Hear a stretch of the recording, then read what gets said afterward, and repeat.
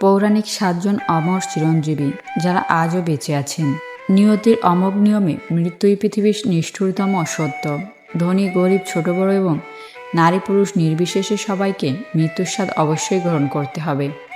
অর্থাৎ এই নশ্বর পৃথিবীও আমাদের নশ্বর দেহ ত্যাগ করে চলে যাওয়া আমাদের জন্য বাধ্যতামূলক বিধির বিধান।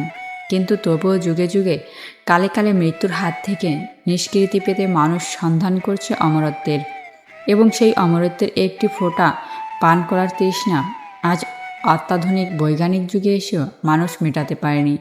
তবে সনাতন শাস্ত্র মতে 7 জন মহাবীর তাদের ভালো এবং খারাপ কাজের পুরস্কার ও শাস্তি হিসাবে লাভ করেছিলেন অমরত্ব। কি ভাবছেন, খারাপ কাজ করেও কি অমরত্ব পাওয়া যায়? আসলে অমরত্ব সবসময় সৌভাগ্য বয়ে আনে না। আসুন জেনে নেওয়া যাক পুরাণে বর্ণিত সেই 7 জন চিরঞ্জীবীর কথা, যাদের শ্বাস প্রশ্বাস এখনও এই পৃথিবীর বুকে চলমান। দৈত্যরাজ বলি। সপ্ত চিরঞ্জীবীর মধ্যে অন্যতম হচ্ছেন দৈত্যরাজ বলি, যাকে মহাবলী, বলিরাজ এবং দৈত্যেন্দ্র নামেও আখ্যায়িত করা হয়। বলিরাজার পিতা ছিলেন বিরোচন, পিতামহ ছিলেন পরম বিষ্ণুভক্ত প্রহ্লাদ এবং প্রপিতামহ ছিলেন দৈত্যরাজ হিরণ্যকশিপু। বলিরাজা শাসক হিসেবে ছিলেন খুবই ধার্মিক, প্রজাহিতৈষী ও দাতা। কিন্তু অসুরকুলে জন্মগ্রহণকারী প্রায় সকলেই স্বভাবগতভাবে হয়ে ওঠেন দেববিদ্বেষী। তাছাড়া বলিরাজার অহংকারবোধও ছিল প্রচণ্ড। তিনি ভগবান শ্রী বিষ্ণুকে তার চেয়ে শক্তিতে দুর্বল ও শত্রু হিসেবে বিবেচনা করতেন। বিপরীতভাবে দেবতাগণও বরাবরই ছিলেন অসুরদের বিরুদ্ধাচারী। একবার তিনি চিরস্থায়ীভাবে ইন্দ্রপদ প্রাপ্তির জন্য শতাশ্বমেধ যজ্ঞ করার সিদ্ধান্ত নিলেন। এই যজ্ঞের প্রস্তুতি চলাকালীন তিনি বিষ্ণুর প্রতি হিংসাত্মক ও তাচ্ছিল্যতা ভাবাপন্ন মানসিকতার জন্য তারই পিতামহ ভক্ত প্রহ্লাদ কর্তৃক অভিশপ্ত হয়েছিলেন। বলিরাজাকে অভিশাপ দিয়ে পরম বিষ্ণু ভক্ত প্রহ্লাদ বলেছিলেন, হে শ্রীহরি সর্বশক্তিমান, যার ইচ্ছামাত্র এই জগতের সৃষ্টি এবং বিনাশ হয়, তার শক্তি নিয়ে তাচ্ছিল্য করা বা তাকে শত্রু মনে করা মূর্খতা ছাড়ার কিছুই নয়। তোমার থেকে বহুগুণ শক্তিশালী রাজা হিরণ্যকশিপুকেও বধ করেছিলেন নৃসিংহরূপী শ্রীহরি। এমনকি আমি নিজেও আমার প্রতিটি নিঃশ্বাস স্মরণ করি শ্রীহরির নাম। আমার আরাধ্যকে হেয় করার জন্য আমি তোমাকে অভিশাপ দিচ্ছি। তোমার এই শতাশ্বমেধ যজ্ঞ কখনো সম্পূর্ণ হবে না। তোমার সম্পূর্ণ সাম্রাজ্যের পতন হবে। আর যতক্ষণ না পর্যন্ত তোমার মনে বিষ্ণুভক্তি জাগ্রত হচ্ছে, ততক্ষণ তোমার কোনো উত্থান হবে না। বলিরাজা তার পিতামহ প্রহ্লাদের কথায় কর্ণপাত না করে শুরু করলেন শতাশ্বমেধ যজ্ঞ। সেখানে বেদজ্ঞ, শাস্ত্রজ্ঞ, ব্রাহ্মণ, দরিদ্র সকলেই এসে ইচ্ছামতো দান নিয়ে বলিরাজাকে আশীর্বাদ করতে লাগলেন। মহারাজ বলিও কার্পণ্য না করে সকলের স্ফীত বস্ত্র দান করতে লাগলেন। এমন সময় সেখানে মাথায় ছাতাধারী এক খর্বকায় ব্যক্তি উপস্থিত হলেন। বলিরাজা এই বামনের কাছে তার কী চাওয়া তা জানতে চাইলেন। উত্তরে বামন চাইলেন 3টি পা রাখার জায়গা। এই খর্বকায় তথা বামন ব্যক্তিটি ছিলেন স্বয়ং ভগবান শ্রীহরির বামন অবতার। বলিরাজা তাকে চিনতে না পারলেও অসুরগুরু শুক্রাচার্য তাকে ঠিকই চিনতে পেরেছিলেন। তাই তিনি বলিরাজাকে বামনদেবের কাঙ্ক্ষিত ত্রিপাদভূমি দান করতে নিষেধ করলেন। কিন্তু বলিরাজা অসুরগুরুর পরামর্শ উপেক্ষা করে তাকে ত্রিপাদভূমি মঞ্জুর করলেন। এবার খর্বকার বামনদেবের শরীর অতিকায় হয়ে উঠল। তার এক চরণ দ্বারা তিনি সমস্ত আকাশ ব্যপ্ত করলেন, দ্বিতীয় চরণ দ্বারা আবৃত করলেন সমগ্র পৃথিবী। এরপর তার শরীর থেকে তৃতীয় একটি পা বের করে বলিরাজাকে জিজ্ঞাসা করলেন, আর এক চরণ রাখি কোথায়? বলিরাজা এতক্ষণে বুঝতে পারলেন বামনদেব কোনো সাধারণ ভিক্ষুক নন, তিনি স্বয়ং ভগবান বিষ্ণুর অবতার। সেই মুহূর্তে তার মনে উদয় হলো বিষ্ণু ভক্তির। তিনি পরম সমাদরে নিজের মস্তক পেতে দিলেন, বললেন, হে প্রভু, আমার এই দুর্বুদ্ধি সম্পন্ন মস্তকই হোক আপনার তৃতীয় চরণ রাখার স্থান।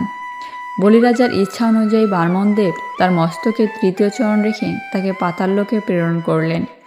তবে বলিরাজার মনে উদিত হওয়া বিষ্ণুভক্তি এবং নিজের বিপদ জেনেও প্রতিশ্রুতি রক্ষার ধর্ম পালন করা দেখে ভগবান বিষ্ণু প্রসন্ন হয়ে তাকে অমরত্ব প্রদান করলেন এবং সম্পূর্ণ ঐশ্বর্যসহ সুতল্লোক তথা চতুর্থ পাতালের রাজত্ব প্রদান করলেন।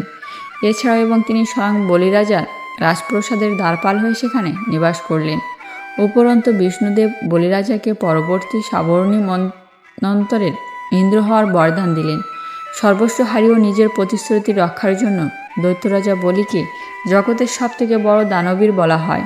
এই মহাবলী দ্বাদশ বৈষ্ণব জনের মধ্যে একজন বলে গণ্য হন এবং বলাই বাহুল্য তিনি সনাতন শাস্ত্রে উল্লেখিত 7 জন চিরঞ্জীবীর মধ্যে অন্যতম। পরশুরাম। সনাতন চিরঞ্জীবীদের মধ্যে আরও একজন হচ্ছেন ভগবান বিষ্ণুর অবতার পরশুরাম। তিনি জন্ম নিয়েছিলেন ঋষি জামদগ্নি ও মাতা রেণুকার পঞ্চম সন্তান হিসেবে। জন্মের পর তার নাম রাখা হয়েছিল রাম। তিনি তার আরাধ্য মহাদেবকে সন্তুষ্ট করে লাভ করেছিলেন এক অমোঘ অস্ত্র।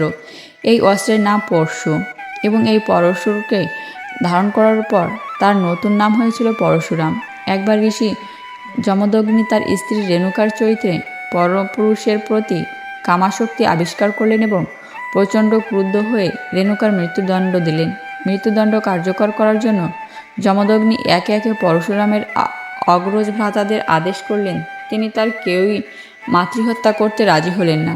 ফলে যমদগ্নি তাদেরকে অভিশাপ প্রদান করে পাথরে পরিণত করলেন। এরপর হল পরশুরামের পালা।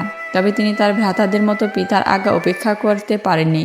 তার কুঠার দিয়েই তিনি শিরচ্ছেদ করেছিলেন তারই গর্ভধারিণী মাতাকে। এতে সন্তুষ্ট হয়েছিলেন ঋষি যমদগ্নি। তিনি খুশি হয়ে পুত্রকে বর চাইতে বললেন। পরশুরাম চাইলেন তার মাতা এবং অগ্রজদের জীবন ফিরিয়ে দেওয়া হোক। পুত্রের এমন মহানুভবতা দেখে ঋষি যমদগ্নি রেণুকা ও তার পুত্রদের পুনরায় জীবন দান করেন এবং একই সাথে পরশুরামকেও চিরঞ্জীবী হওয়ার বরদান দিলেন। বলা হয় কলিযুগের শেষে ভগবান বিষ্ণু যখন কল্কি অবতার রূপে জন্মগ্রহণ করবেন তখন তিনি পরশুরামের শিষ্যত্ব বরণ করবেন। বিভীষণ। 7 জন চিরঞ্জীবীর মধ্যে তৃতীয়জন হচ্ছে লঙ্কেশ রাবণের ভ্রাতা বিভীষণ। ঋষি বিশ্বশ্রবা এবং রাক্ষসী নিকষার পুত্র ছিলেন বিভীষণ। রাক্ষসী নিকষা তার স্বামীর কাছে অসময়ে সন্তান প্রার্থনা করেছিলেন, যার ফলে তার প্রথম 2 পুত্র রাবণ এবং কুম্ভকর্ণ দুরাচারী চরিত্র সম্পন্ন হয়েছিল।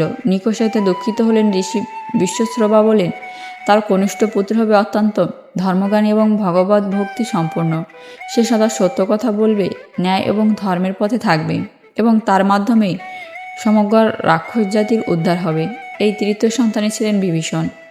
বিভীষণের তপস্যায় প্রসন্ন হয়ে ব্রহ্মা তাকে সদা ধর্মপথ অনুসরণ এবং ভগবানের দর্শন লাভেরও বরদান দিয়েছিলেন। ভগবান রামচন্দ্র এবং রাক্ষসীরাজ রাবণের মধ্যকার দ্বন্দ্বে বিভীষণ তার বিবেক বিসর্জন দিয়ে ভ্রাতার অনুগামী হতে পারেনি। তাই তিনি পক্ষ নিয়েছিলেন ভ্রাতার শত্রু ভগবান শ্রী রামচন্দ্রের। তিনি প্রভু রামচন্দ্রের কাছে প্রার্থনা করেছিলেন রাবণের অপরাধের শাস্তি যেন সমগ্র লঙ্কাবাসী না পায়। এই বিভীষণ অমরত্ব লাভ করেছিলেন স্বয়ং প্রভু শ্রী রামচন্দ্রের কাছ থেকে। ভগবান শ্রী রামচন্দ্র পৃথিবীর সমগ্র জীবজগৎকে সত্য ধর্মের পথে পরিচালিত করার জন্য বিভীষণকে এই বরদান দিয়েছিলেন। হনুমান। পবনপুত্র হনুমান হচ্ছেন 7 জন চিরঞ্জীবীর মধ্যে অন্যতম একজন। কোনো কোনো মতে তিনি স্বয়ং দেবাদিদেব মহাদেবের অবতার বলেও গণ্য হন। তবে তার সব থেকে বড় পরিচয় তিনি রামভক্ত হনুমান। সম্পূর্ণ রামায়ণ জুড়ে তিনি প্রভু রামের প্রতি ও মাতা সীতার প্রতি যে অপ্রতুল্য ভক্তি প্রদান করেছেন তা জগতে অত্যন্ত বিরল। রাম সীতার জন্য তার যে ত্যাগ তা কখনোই 2-1টি বাক্যে বর্ণনা করা সম্ভব নয়। সমগ্র বিশ্ববাসী তার বীরত্ব, অনুগত্য ও ভক্তির অনুরাগী। বহুগুণে গুণান্বিত হনুমান মাতা সীতাকেও মাতৃজ্ঞান করতেন এবং হৃদয় সিংহাসনে অসীন করে রাখতেন। তাই মাতা সীতা তার সন্তান হনুমানকে বরদান দিয়েছিলেন যে জগতে যতদিন রামায়ণ থাকবেন ততদিন পর্যন্ত রামভক্ত হনুমান পৃথিবীতে থাকবেন।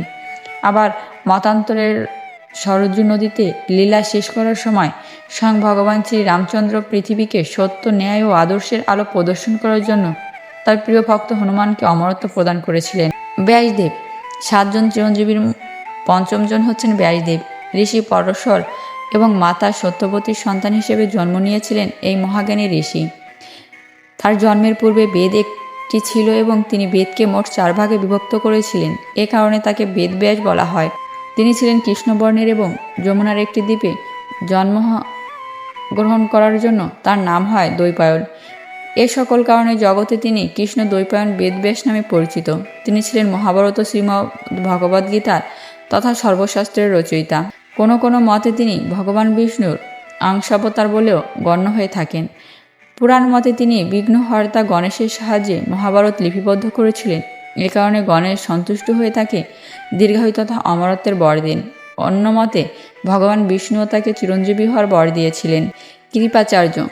6ষ্ঠ চিরঞ্জীবী হিসেবে যার নাম আসে তিনি হলেন কৃপাচার্য। শরণদান ঋষির ঐরসে জন্ম হয় কৃপ ও কৃপি নামক 2 ভাই বোনের।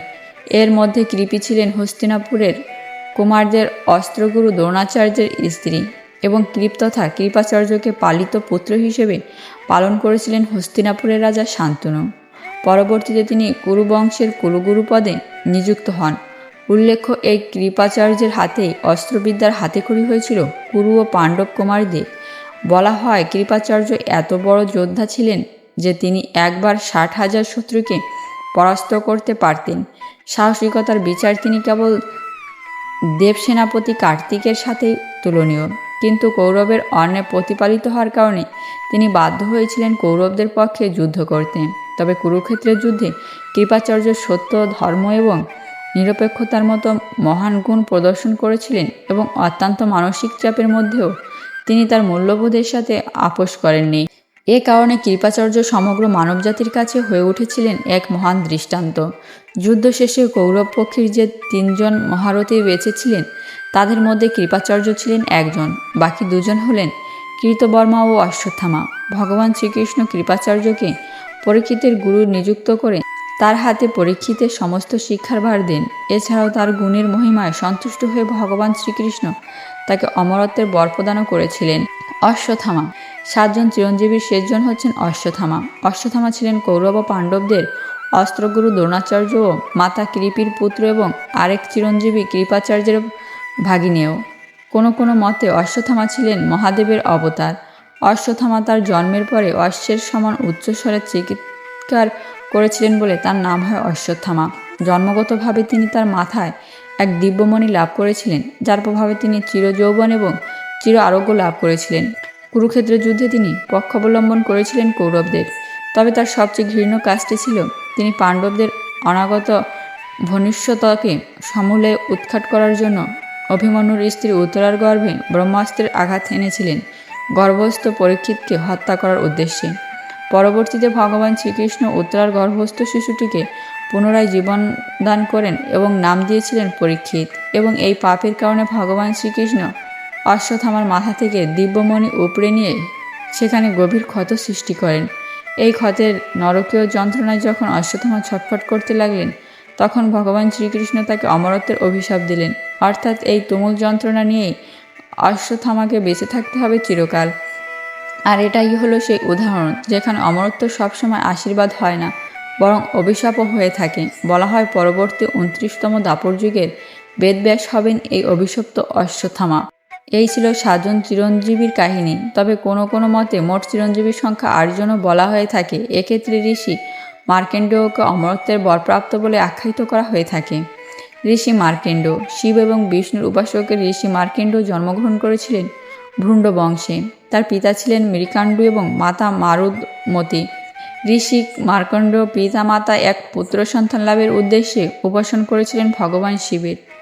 এর ফলস্বরূপ ঋষি মার্কণ্ডুকে 2টি বরের মধ্যে যে কোনো একটি বর বেছে নিতে বলেছিলেন ভগবান শিব। প্রথম বরটি ছিল তিনি প্রচণ্ড বুদ্ধিমান এক পুত্র সন্তান লাভ করবেন, যার জীবন কাল হবে অতি সামান্য, এবং দ্বিতীয় বরটি ছিল তিনি এক স্থূল বুদ্ধিসম্পন্ন সন্তান জন্ম দেবেন, যার জীবনকাল হবে দীর্ঘ।